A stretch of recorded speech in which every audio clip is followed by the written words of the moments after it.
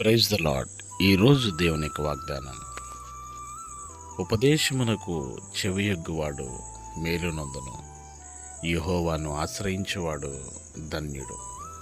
సామెతల గ్రంథం 16వ అధ్యాయం 20వ వచనం. ప్రియులారా, దేవుని ఉపదేశం అనగా వాక్యము అయి ఉన్నది. ఆయన వాక్యమునకు ఎవరైతే చెవియొగ్గి ఉంటున్నారో, ఆ వాక్యమును ఎవరైతే అనుసరిస్తున్నారో వారు మేలు పొందుకుంటున్నారు. యెహోవాను ఆశ్రయించుట ద్వారా మనము ధన్యులుగా ఈ లోకంలో జీవించగలం. యెహోవాను నమ్ముకున్నవాడు ధన్యుడు, యెహోవా వానికి ఆశ్రయముగా ఉంటారు. కనుక దేవుని ఉపదేశానికి చెవినివ్వండి.